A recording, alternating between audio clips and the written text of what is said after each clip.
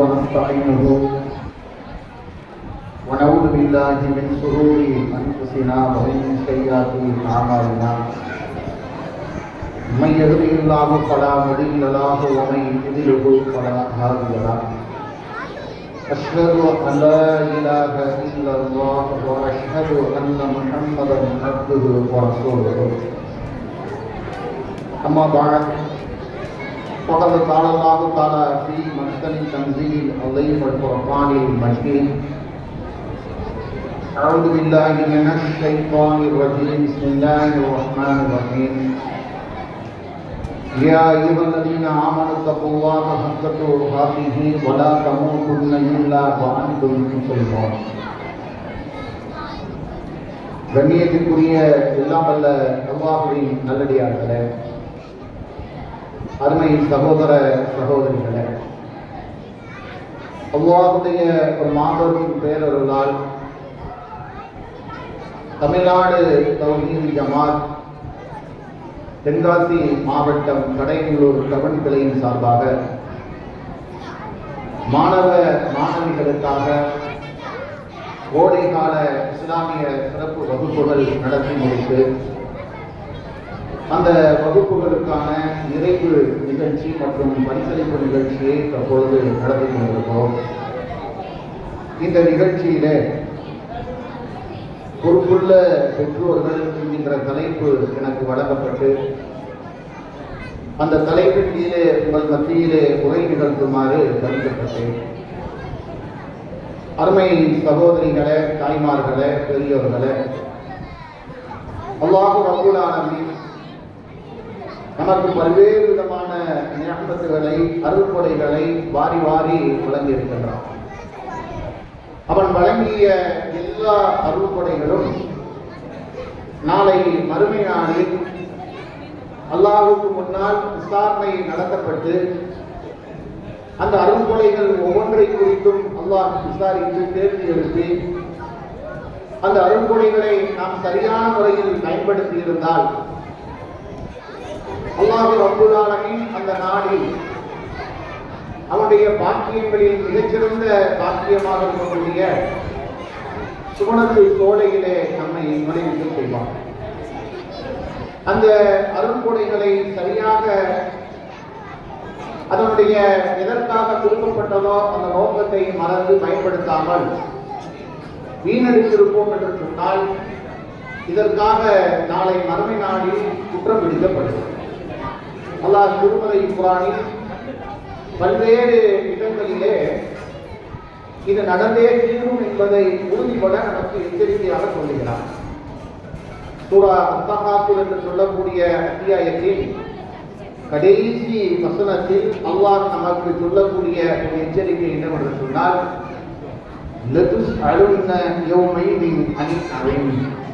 உங்களுக்கு வழங்கப்பட்ட எல்லா அருள்கொடைகளை குறித்தும் அந்த நாளில் நாம் விசாரிப்போம். எந்த ஒன்றும் அல்லாஹ்வுடைய விசாரணையிலிருந்து தப்பித்து விடாது. அல்லாஹ்வுடைய விசாரணை மன்றத்தில் நியாய தீர்ப்பு நாளில் அல்லாஹ்வுக்கு முன்னிலையிலே நாம் தனித்தனியாக நிறுத்தி வைக்கப்பட்டு நமக்கு வழங்கப்பட்ட அருள்கொடைகளை எல்லாம் அல்லாஹ் ரப்பல் ஆலமீன் ஒன்றன் பின் ஒன்றாக நினைவூட்டி இவற்றுக்காக என்ன செய்தாய், இவற்றுக்காக என்ன செய்தாய், இவற்றை எந்த வழியிலெல்லாம் செலவழித்தாய் என்று எல்லாவற்றையும் கேட்பான். நமக்கு வழங்கப்பட்ட பொருளாதாரம் அன்றைக்கு விசாரணைக்கு கொடுக்கப்படும்.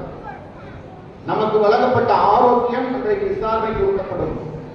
நமக்கு வழங்கப்பட்ட நேரம், நமக்கு வழங்கப்பட்ட இளமை காலம், நமக்கு வழங்கப்பட்ட அறிவு, நமக்கு வழங்கப்பட்ட திறமை எல்லாவற்றையும் அல்லாஹ் ரப்பல் ஆலமீன் பட்டியலிட்டு ஒவ்வொன்றையும் அல்லாஹ் நமக்கு நினைவூட்டவும் செய்வான்.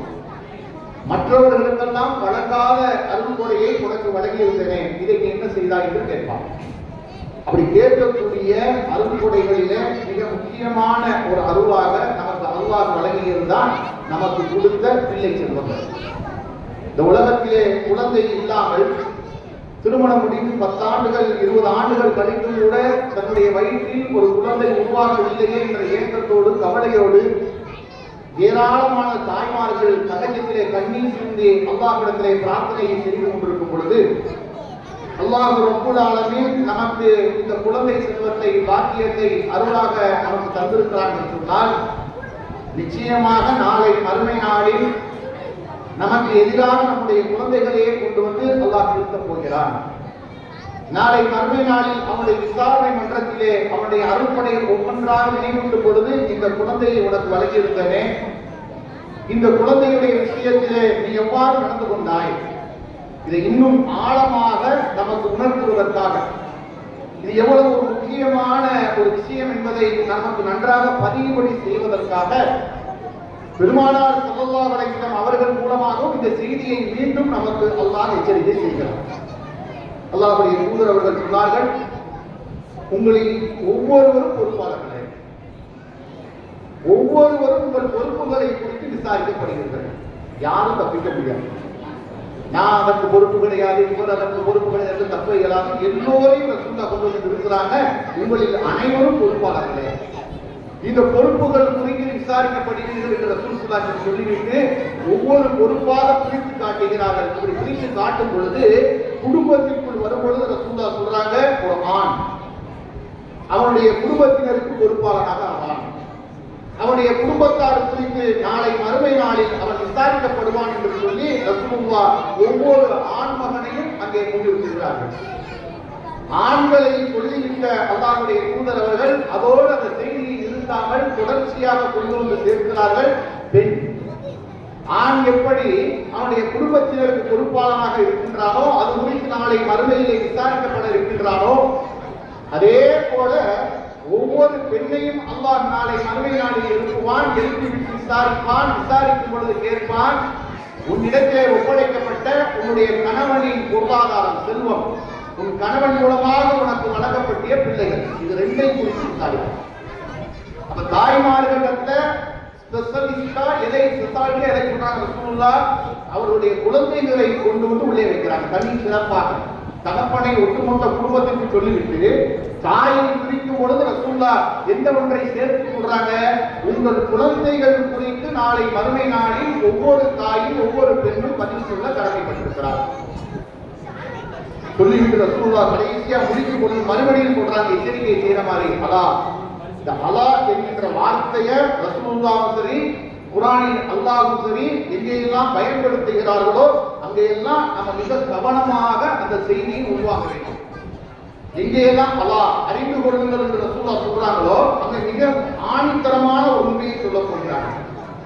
நிச்சயமாக நடக்கக்கூடிய ஒரு செய்தியை சொல்ல போகிறார்கள். அலா அறிந்து கொள்ளுங்கள், நீங்கள் அனைவரும் பொறுப்பாளிகளே, உங்கள் பொறுப்புகள் குறித்து நீங்கள் விசாரிக்கப்படுவீர்கள் என்று மீண்டும் ஆணித்தரமாக ரசூலுல்லாஹ் சொல்லி முடிக்கிறார்.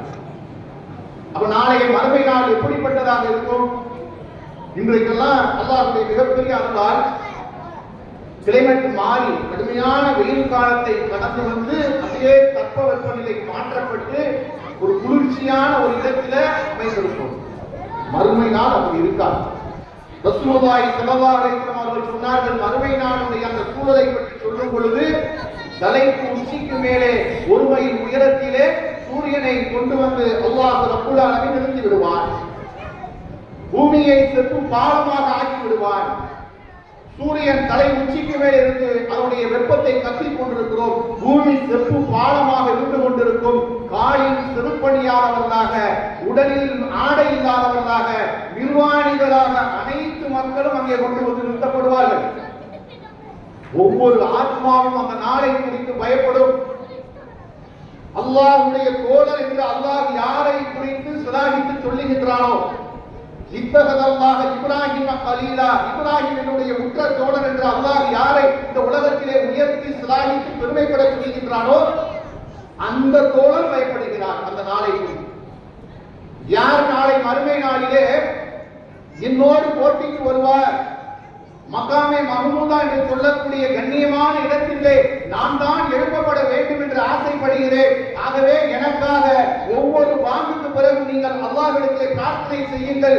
என்னோடு நாளை மறுமையில் இப்ராஹிம் அலைஹிஸ்ஸலாம் போட்டிக்கு வந்து நிற்பார்கள் என்று அல்லாஹ்வுடைய தூதர் யாரை கைகாண்பித்தார்களோ அந்த இப்ராஹிம் நபி அல்லாஹ் ஏற்படுத்தி இருக்கக்கூடிய மறுமை நாளுடைய நிலையை குறித்து பயப்படுகிறார்கள். அல்லாஹ்விடத்திலே அவர்கள் பிரார்த்தனை செய்கிறார்கள்.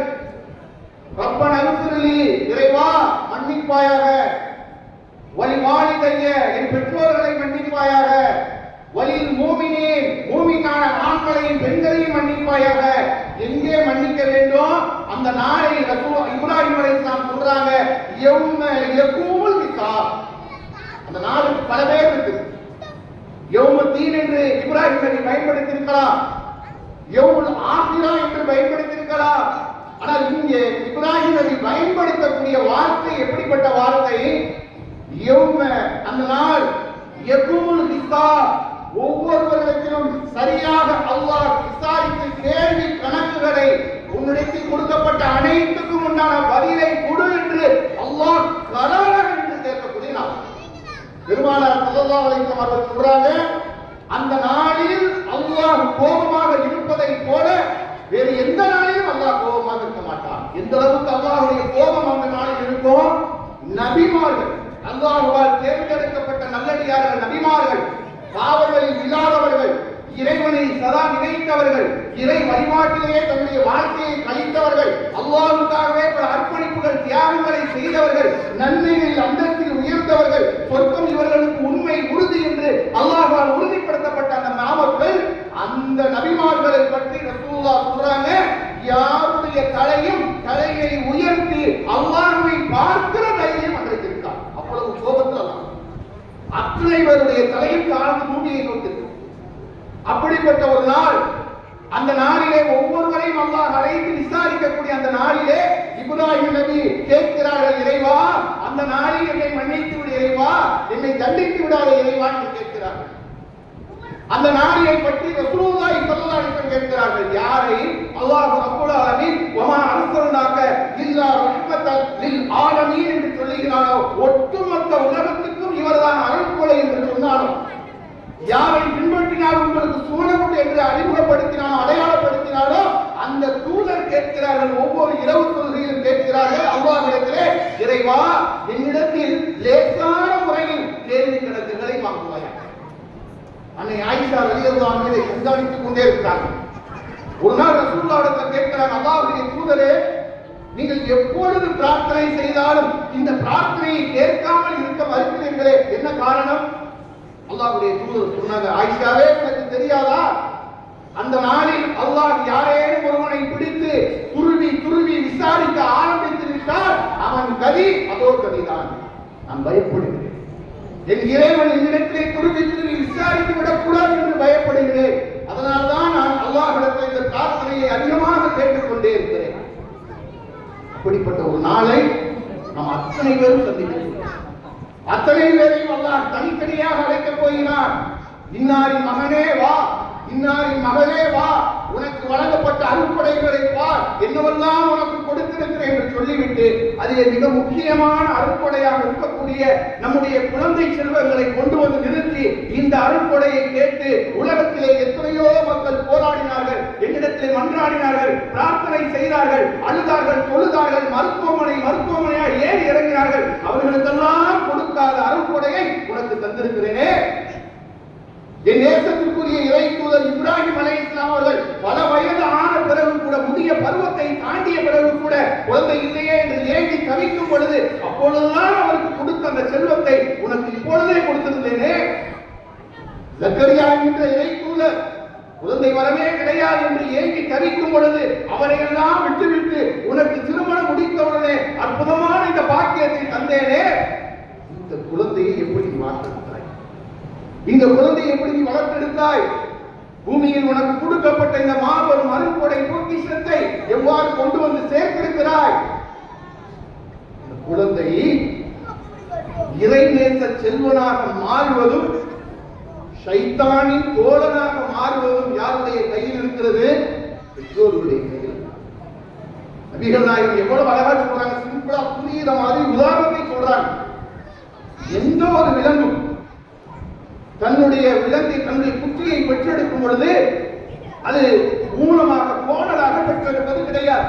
அது போலதான் இந்த உலகத்தில் பிறக்கக்கூடிய எல்லா குழந்தையும், அது இந்து வீட்டில் பிறந்தாலும், கிறிஸ்தவர் வீட்டில் பிறந்தாலும், பௌத்தர் வீட்டில் பிறந்தாலும், ஜைனர் வீட்டில் பிறந்தாலும், யாருடைய வீட்டில் பிறந்தாலும் இறைவன் அந்த பூமிக்கு அந்த குழந்தை வரும் பொழுது எந்த மார்க்கத்தில் அனுப்பி வைக்கிறான்? ரசூலுல்லாஹ் சொன்னாங்க, இயற்கை மார்க்கத்தில் தான் அல்லாஹ் பூமியில் அந்த குழந்தையை பிறக்க செய்கிறான்.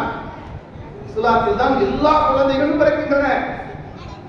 அதனுடைய தாயோ தகப்பனவோ அதை யூதனாகவோ கிறிஸ்தவனாகவோ நெருப்பு வணங்கியாகவோ இணை வைப்பாளராகவோ மாற்றி விடுகிறார்கள் என்று சொல்லி ரசூலுல்லாஹ் சொன்னாங்க. என்ன அர்த்தம்?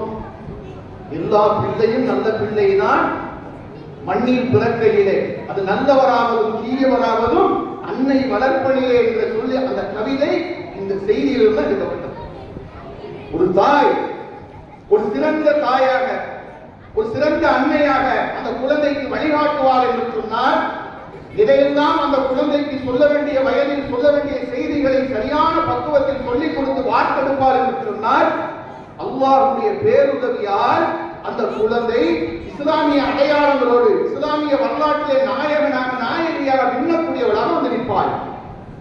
ஒரு தாய் சரியாக பேணி இஸ்லாத்தை கடைபிடிக்கவில்லை, இஸ்லாமிய மார்க்க விஷயங்களில் அலட்சியம் காட்டுகிறார், தன்னுடைய குழந்தைகளை இஸ்லாமிய அடிப்படையில் வளர்ப்பதில் அலட்சியம் காட்டுகிறார் என்று சொன்னால், அந்த குழந்தை ஷைத்தானின் தோழனாக போய்விடும். நிறைய நடைமுறை காட்சிகள் நீங்கள் பாருங்கள், நான் சொல்ல தேவையில்லை. இன்றைக்கு அத்தனை பேர் கையிலேயும் செல்போன் இருக்கு. செல்போனை திறந்தால், முகநூலை திறந்தால், வாட்ஸ்அப்பை திறந்தால் என்ன செய்தி வந்து விடுகிறது?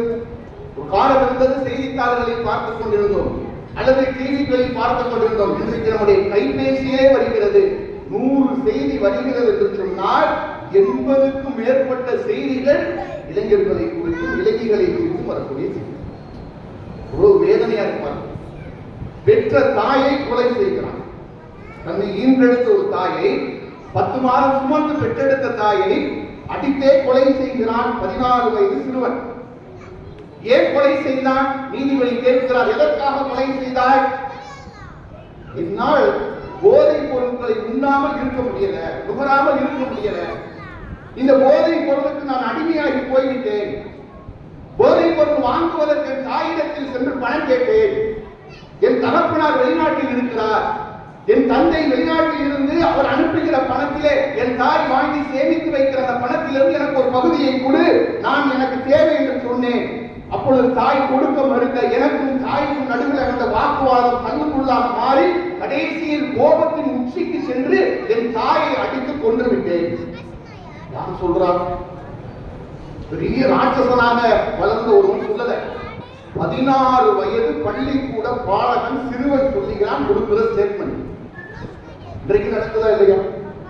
இன்றைக்கும் சர்வசாதாரணமாக ஒரு புறம் எடுத்துக்கொண்டால் போதைப் பொருட்களில் அடிமைப்பட்டு அந்த போதைப் பொருட்களை உட்கொள்வதற்காக, நுகர்வதற்காக, அதை அடைவதற்காக எதை வேண்டுமானாலும் செய்ய துணியக்கூடிய அளவிற்கு மிக மோசமான ஒரு இளைஞர் கூட்டம் ஒரு புறம். இன்னொரு புறம் மிக மோசமான போதை தெரியுமா? அதை விட மிகப்பெரிய போதையாக இன்றைக்கு நம்மிடத்தில் உட்கார்ந்திருக்கக்கூடிய செல்வம் நம்முடைய எல்லாருடைய வீடுகளிலும் நடக்கிறதா இல்லையா? அண்ணனுக்கும் தங்கச்சிக்கும் சண்டை. எதை வீட்டுக்கு சண்டை? முன்னாடி டிவி இருக்கும் பொழுது ரிமோட்டுக்கு சண்டை. டேய் எனக்கு கொடுறா, உனக்கு கொடுறா, நான் பொம்மை படம் தான் பார்ப்பேன், நான் ஸ்போர்ட்ஸ் தான் பார்ப்பேன். 2 பேரும் மாற்றி மாற்றி அடிப்பாங்க. இப்ப என்ன பிரச்சனை? மொபைல் பிரச்சனை. மொபைலுக்கு என்ன டைம் டேபிள்? வீட்டுல காலை 8 to 10 இவனுக்கு, 11 to 12 இவளுக்கு, மாலை இவளுக்கு. இந்த நேரத்தில் மாற்றி மாற்றி மொபைல் எடுத்துட்டோம். அந்த அம்மா ஆல்ரெடி பைத்தியமா இருக்கும், இன்னும் கொஞ்சம் பைத்தியக்கார ஆஸ்பத்திரி கொண்டு போய் சேர்த்துவாங்க. சண்டைனா அப்படி ஒரு சண்டை. பாகிஸ்தான் இந்தியா யுத்தம் கூட தோத்து போயிடும், அப்படி கடும் சண்டை. எதுக்கு? நான் பார்க்கிறவங்களுக்கு அவ பார்த்துட்டா. நான் வச்சுட்டு போனேன், சார்ஜ் கூட வச்சிருந்தேன், சார்ஜ் ஏற விடாம அவ எடுத்து பார்த்துட்டா இவனுக்கு சார்ஜ் இல்லை. நான் செஞ்சேன். மொபைல் போனுக்கு சார்ஜ் இல்லைன்னா இவன் வரத்திற்கு அதே கப்பா உலகமே இடிஞ்சு வானமே இடிஞ்சு தலையில விழுந்தா கூட தாங்கிக்கிடுவான். மொபைல் போனுக்கு சார்ஜ் இல்லைன்னா அவன் இருக்க முடியாது, கைகாலம் நடுக்கான் போதும். இந்த அளவுக்கு நம்முடைய குழந்தைகளை எதிர்கால தலைமுறையை அடிமையாக்கி வைத்திருக்கிறான். பெரும்பான்மையான இந்த மொபைல் போன நாசமாய்க்கிறாங்க. இந்த ஒவ்வொரு தெருக்களையும் அப்படியே நடந்துவாங்க. ஏதாவது வீட்டுல திண்ணை கட்டிருப்பாங்க, அந்த திண்ணை வச்சு வாசப்படி கொஞ்சம் ஒசரமா கட்டிட்டாலும் சோலை குடிச்சு அந்த வீட்டை ஏதாவது ஆக்கிரமிச்சிருப்பாங்க. வீடு கட்டும் போதே இன்ஜினியருக்கு ஐடியா கொடுக்குறான், முன்னாடி கொஞ்சம் படிக்க வசதி கட்டுங்க, ஏன்பா இவ்வளவு பக்கம் இருக்கிற உங்க வீடா? இல்லைண்ணே, நாங்க இந்த தெருவில் தான் இருக்கிறோம், உட்கார்ந்து ஃப்ரீ ஃபயர் விளையாடுறதுக்கு அதை தோதுவா இருக்கு, நீங்க அப்படி கட்டி கொடுத்துருங்க. எல்லா தெருவிலையும் உட்கார்ந்து அல்லாஹு அக்பர் அல்லாஹு அக்பர் என்று செவியை பிளக்கக்கூடிய பாங்கு ஓசை கேட்கிறது. ஆனால் அவன் செவிக்குள் அவன் நுழைய மறுக்கிறது. அவனுக்கு முழுமையான சிந்தனை எல்லாம் இதற்குள்ளே இந்த ஃப்ரீ ஃபயரிலே நான் ஜெயிக்க வேண்டும் என்கின்ற ஒரு வெறிக்குள்ளே தான் மூழ்கி கிடக்கிறான். சிந்தனை கிடையாது. விளையாடி கொண்டிருக்கும் பொழுது கண் முன்னால் அவனுக்கு முன்னால் அவன் தந்தை கொலை செய்யப்பட்டாலோ, தாய் கொலை செய்யப்பட்டாலோ, தாய் தாக்கப்பட்டாலோ, தந்தை தாக்கப்பட்டாலோ இவன் என்ன சொல்லுவான் தெரியுமா? இருங்கனே, இந்த கேம முடிச்சுட்டு வரேன், அப்புறம் மாறியே. அவ்வளவு அடிமை, அவ்வளவு உள்ள அடிக்காய் கிடக்கிறான். சரி, பசங்க இப்படி போயிட்டாங்க, நாசமாயிட்டாங்க, எதற்கு பொம்பளை பிள்ளைகளை ஒரு அளவுக்கு மார்க்க அடிப்படையில கொண்டு வந்து சேர்த்துக்கலாம் என்று சொன்னால் அது எதுல கிடக்கு? இந்த இலவெடுத்த இன்ஸ்டாகிராம் ஒன்று வச்சிருக்கான். இந்த இன்ஸ்டாகிராம் இலவெடுத்த இன்ஸ்டாகிராம் என்ன செய்யறான்? அதுல என்ன வேலை பண்றான்? மாமா வேலை பண்றான். இதுல என்ன பண்றது? நீங்க வாட்ஸ்அப்ல சாட்டிங் பண்ண கண்டுபிடிச்சிடலாம், நீங்க பேஸ்புக்ல சாட்டிங் பண்ண கண்டுபிடிச்சிடலாம். உங்க வீட்டுக்குள்ள இன்ஸ்டாகிராம்ல தான் கண்டுபிடிக்க முடியாது. அவன் வேற பதிவு செய்யும் போது ஐடி எப்படி பதிவு செய்யறான் தெரியுமா? நம்ம டைப் பண்றதுக்கு எரிச்சப்பட்டு வெளியில வந்துருவோம். ஐ பக்கத்துல ஒரு ஹார்ட், அப்புறம் எம், அப்புறம் ஒரு ஸ்டார், இப்படி வரிசையா இருக்கேன். யாரும் வந்து நம்ம ஐடியை திறந்துடக்கூடாது. ஏன் ஐடியை திறக்கக்கூடாது? அதுக்குள்ள என்ன அவ்வளவு ஏழுமலை ஏழுகளை தாண்டி இருக்கக்கூடிய ரகசியமா இருக்குது. உள்ள என்ன எல்லாம் சாட்டி, யாருக்காவது பாய், உடனே அவங்க பாய், இவங்க காலை எழுந்தோடனே குட் மார்னிங், அவங்க உடனே பதிலுக்கு good morning, have a nice day, அவங்க பதிலுக்கு ஹேவ் எ நைஸ் டே. இது எலவெடுத்த மூதைக்கு ஹேவ் எ நைஸ் டே சொல்றோம்னா அன்னைக்கு டே ஒன்று நாசமா போக போதா? உடனே ஹேவ் எ நைஸ் டே. உடனே அங்க அடுத்து என்ன தோழி இப்படியே நாம பரிமாறிக்கிட்டு இருக்கோம், உங்க முகத்தை அழகு முகத்தை காட்டக்கூடாதா? அதை பார்த்தானா 4 நாள் கஞ்சி குடிக்க முடியாது, அது வேற விஷயம். நீங்க காட்டக்கூடாதா? உடனே அவங்க அப்படிலாம் நாங்க காட்ட மாட்டோம். இப்படியே போய் போய் போய் போய் சைத்தான் கடைசி வைத்துதான்.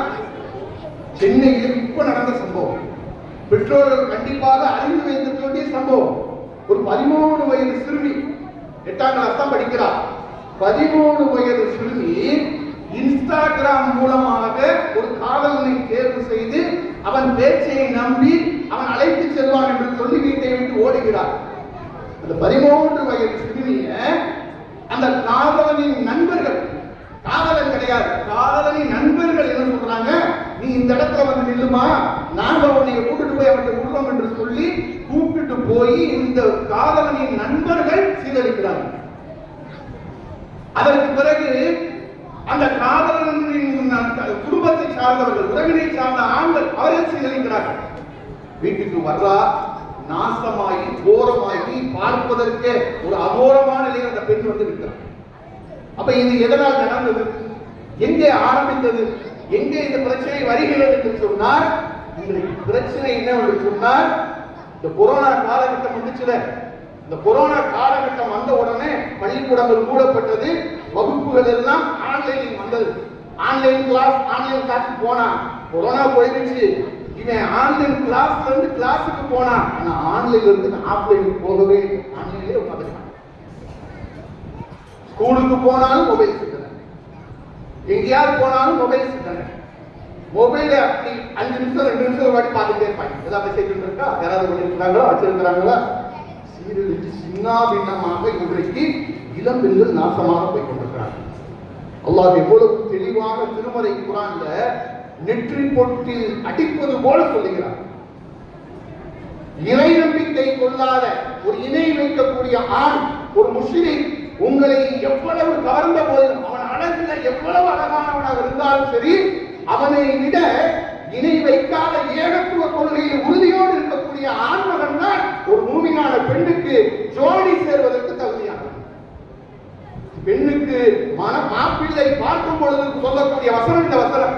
எப்படிப்பட்ட மணமகனை தேர்வு செய்யணும்? அவனுக்கு கொள்கை தெளிவாக இருக்கிறதா? கொள்கை விஷயத்தில் அவன் வழிகட்டவனாக இருக்கிறானா? இன்றைக்கு நிலைமை என்ன? இந்த சினிமாக்களை பார்க்கிறது, அதில் வரக்கூடிய அந்த காட்சிகளை பார்க்கிறது, காதல் காட்சிகள், இதையெல்லாம் பார்த்துவிட்டு அந்த நாயகியாகவே தன்னை கற்பனை செய்து கொண்டு இந்த பாடல் வரிகள் எல்லாம் இவருக்காக இந்த பெண்ணுக்காக எழுதியதாக நினைத்துக் கொண்டு அப்படி அந்த காதல் அது எங்க போய் முடியுது கடைசியில மற்றும் நிறைய வழக்குகளை பார்க்கிறோம். நீதிமன்ற வளாகங்களில் இருக்கிறார்கள் பெற்றோர்கள் பிள்ளையுடைய காலில் விழுந்து கதறுகிறார்கள். ஆமா அவன் மோசமானவனா இருக்கிறாமா, நாங்க விசாரிச்சு பார்த்தோமா, உன்னா நம்பர் பொறுக்கி போயமா, உன்னா நம்பர் பாசிச சிந்தனை உடையவனாக இருக்கிறாமா, உன்னை கொண்டு போய் நரகத்திற்கு தள்ளி விடுவாமா, வா என்று எவ்வளவோ அழுகிறார்கள், கெஞ்சுகிறார்கள், கதறுகிறார்கள். ஆனால் அந்த காதல் போதை, அந்த காதல் வெறி இவர்களை எந்த அளவுக்கு மாற்றி விடுகிறது. பெற்ற தாய் தகப்பனை கூட மறந்துவிடக்கூடிய அளவுக்கு, உடன் பிறந்த தம்பி அண்ணன் தங்கைகளை மறந்துவிடக்கூடிய அளவுக்கு, உற்றார் உறவுகளை மறந்துவிடக்கூடிய அளவுக்கு அந்த ஒரு நொடி ஒரு சில நேரங்கள் அவளை மாற்றி நரக தீயிலே கொண்டு போய் வீசி விடுகிறது. எச்சரிக்கை நம்பிக்கை கொண்ட ஈமான் கொண்ட மக்களை பார்த்து சொல்லுகிறார்,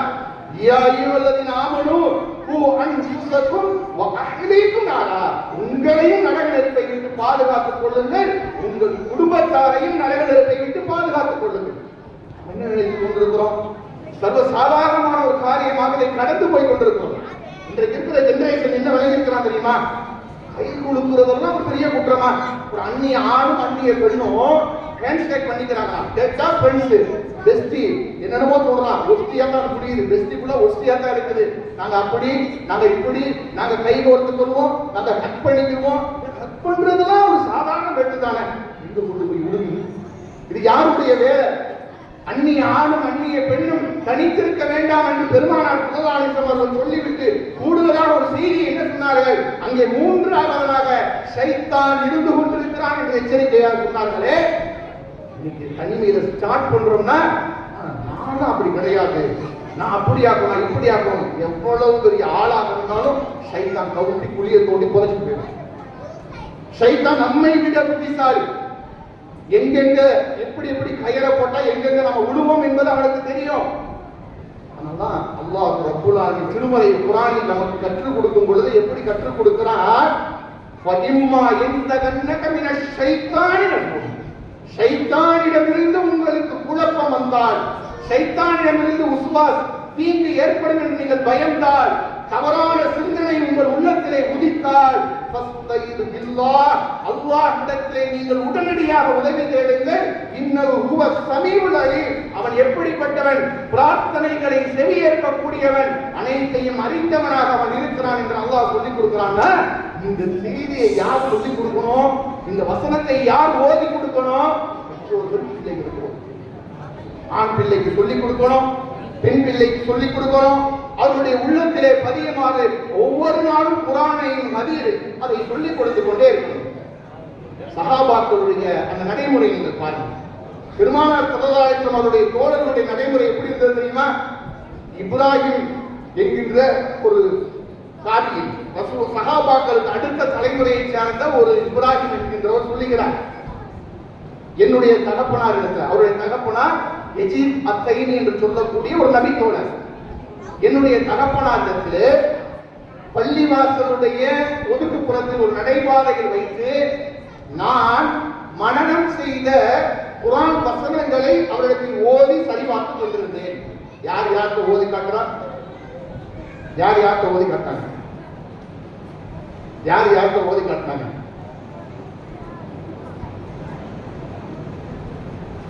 யார் யார் யாருக்கு ஓதி காட்டினாங்க? பேர் வேண்டாம், அந்த உறவுகளை சொல்லுங்க. மகன் தந்தையிடத்தில் ஓதி காட்டுகிறார். எத்தனை வீடுகளும் நடக்குது? எத்தனை வீடுகள்ல மகன் தன் மனனம் செய்த குர்ஆன் வசனங்களை பாப்பாவை உட்கார்ந்து, பாப்பா நான் இந்த யாசின் சூரா மனப்பாடம் பண்ணிட்டேன், ரஹ்மான் சூரா மனப்பாடம் பண்ணிட்டேன், கேளுங்களேன். எத்தனை வீடுகள் நடக்குது? ஆனா சஹாபாக்கள் அடுத்த தலைமுறையை உருவாக்குறாங்க. அவர் ஓதி காட்டுறாரு. ஓதிக்கொண்டே இருக்கும் பொழுது சஜிதாவுடைய வசனங்கள் வருகிறது. சஜிதாவுடைய வசனம் வந்த உடனே தந்தை யஜீத் என்ன செய்கிறார்? அப்படியே அந்த பள்ளிவாசல் நடைபாதையிலேயே சஜிதா செய்கிறார். மகன் கேட்கிறார் தந்தையிடத்தில், தந்தையே இது நடைபாதை ஆயிற்று, பள்ளிவாசல் நடைபாதை ஆயிற்று, இங்கே போய் நீங்கள் சஜிதா செய்கிறீர்களே, பள்ளிக்குள் அல்லவா சஜிதா செய்ய வேண்டும்? மார்க்க சந்தேகத்தையும் கேட்கிறார். அவர் ஒரு குர்ஆன் வசனம் வந்த உடனே ஒரு ஹதீஸை சஹீஹாக்கிறார், நடைமுறைப்படுத்துகிறார். நடைமுறைப்படுத்திய செய்தியை மகன் கேள்வியாக கேட்கிறார். இப்ப இப்பொழுது விளக்கம் கொடுக்கிறார் தகப்பனார். மகனே, அல்லாஹ்வுடைய தூதர் அவர்கள் சொல்லும் பொழுது நான் செவியேற்றிருக்கிறேன். என்னுடைய சமுதாயத்துக்கு உம்மத்தே முஹம்மதியாக்கு முஹம்மது ஸல்லல்லாஹு அலைஹி வஸல்லம் உம்மத்துக்கு பூமி முழுவதும் சஜ்தா செய்வதற்கு அனுமதிக்கப்பட்டிருக்கிறது. குர்ஆனை ஓதி காட்டுகிறார்.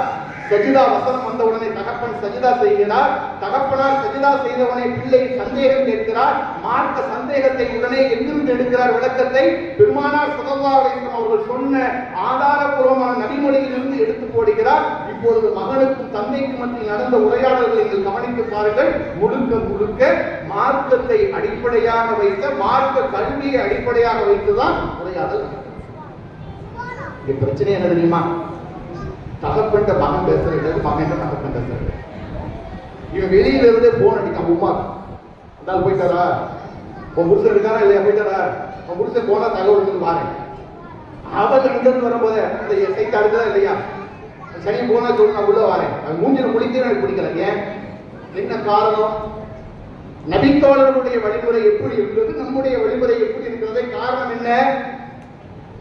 இவர் சொல்வதை அவர் கேட்பது கிடையாது, அவனுக்கு புரிவதை போல் இவர் சொல்லிக் கொடுப்பது கிடையாது. பிரச்சனையா தானே? பெருமானார் ஸல்லல்லாஹு அலைஹி வஸல்லம் அவர்கள் எவ்வளவு அழகா நமக்கு அறிவுறுத்துறாங்க. லா ததுஉ அன்ஃபுஸிக்கும், உங்களுக்கு எதிராக நீங்கள் துஆ செய்யாதீர்கள்.